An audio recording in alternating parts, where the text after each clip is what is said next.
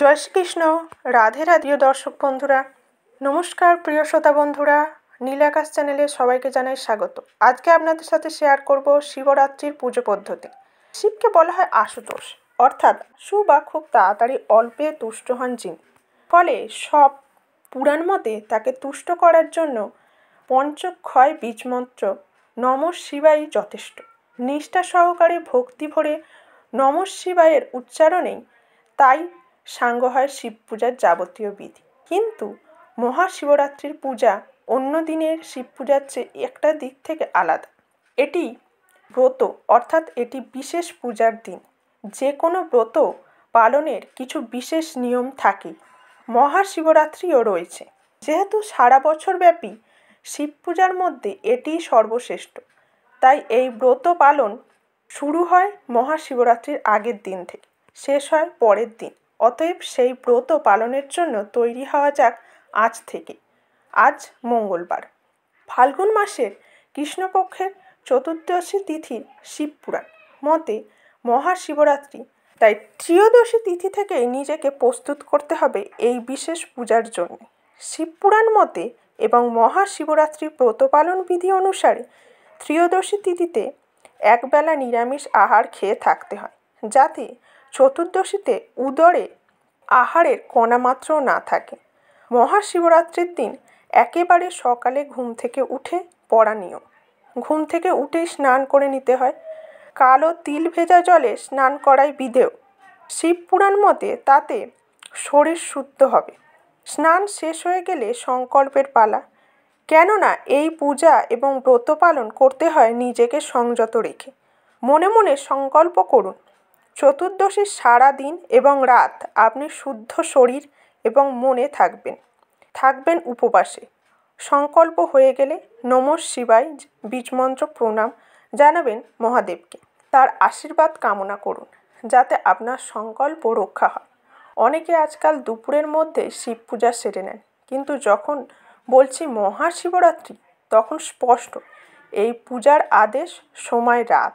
সারা রাত ধরে চলে শিবরাত্রির ব্রত, তাই সন্ধ্যাবেলাতেও একবার স্নান করে শুদ্ধ হয়ে পূজার জোগাড় করুন। হাতের কাছে গুছিয়ে রাখুন জল, দুধ, দই, ঘি, মধু, ফুল, বেলপাতা, গোলাপ জল, চন্দন বাটা, ধূপ, ঘিয়ের প্রদীপ, 5টি ফল, মিষ্টি। মহাশিবরাত্রিকে ভাগ করা হয় 4টি প্রহরে।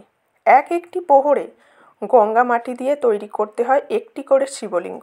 খেয়াল রাখুন, এক প্রহরের শিবলিঙ্গের পূজা অন্য প্রহরে করা যেন না হয়, কেননা প্রহর ভেদে শিবের 4টি রূপের পূজা করা হয় এই রাতে। তবে গঙ্গা মাটি না পেলে বা শিবলিঙ্গ বানাতে না জানলে কালো পাথরের একটি শিবলিঙ্গ বা রত্নলিঙ্গ তৈরিতে আধারের পূজা করা যায়। শিবরাত্রির পূজার প্রথম ধাপ অভিষেক, অর্থাৎ শিবলিঙ্গকে স্নান করানো।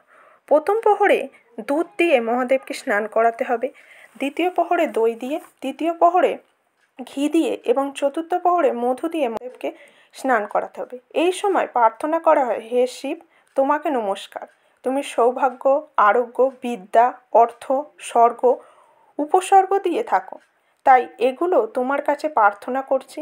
হে গৌরীপতি, তুমি আমাদের ধর্ম, জ্ঞান, সৌভাগ্য, কাম, সন্তান, আয়ু ও অপবর্গ দাও। অভিষেকের পরে শিবলিঙ্গে 4 প্রহরে 4টি অর্ঘ্য দেওয়া নিয়ম। তারপর ফুলে সাজিয়ে দিন শিবলিঙ্গকে। ফুল এবং মালা দেওয়ার সময় উচ্চারণ করুন ওম নমঃ শিবায়। তারপরে চন্দন বাটার প্রলেপ দিন শিবলিঙ্গে।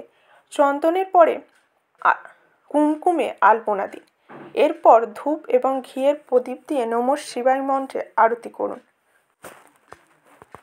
এরপর ধূপ এবং ঘিয়ের প্রদীপ নিয়ে ওম নমঃ শিবায় মন্ত্রে আরতি করুন। আরতির পর ফল এবং মিষ্টি নিবেদন করুন শিবকে। সবার শেষে সম্ভব হলে পাঠ করুন শিবের অষ্টোত্তর শতনাম। প্রত্যেক প্রহরেই এভাবে পূজা করুন শিবকে। উপবাস ভঙ্গ করুন পরের দিনে। খেয়াল রাখবেন, মহাশিবরাত্রির পরের দিন সূর্যোদয়ের আগেই স্নান করে নিন। চতুর্দশী তিথি থাকতে থাকতে উপবাস ভঙ্গ করতে হয়। কোনো ব্রাহ্মণের কাছে শিবরাত্রির ব্রতকথা শুনে তাকে দক্ষিণা দিয়ে উপবাস ভঙ্গ করতে হয়। নমঃ শিবায়। বিধি অনুযায়ী পূজার রাতের 4 প্রহরে 4 বার দুধ, দই, ঘি ও মধু দিয়ে শিব স্নান কর্তব্য। এখানেই শেষ হলো শিবরাত্রির পুজো বিধি। নমস্কার। যদি ভালো লেগে থাকে অবশ্যই একটা লাইক করবেন, একটু কমেন্ট করবেন আর শেয়ার করে অন্যকে জানার সুযোগ করে দিন আর সাবস্ক্রাইব করে পাশে থাকবেন।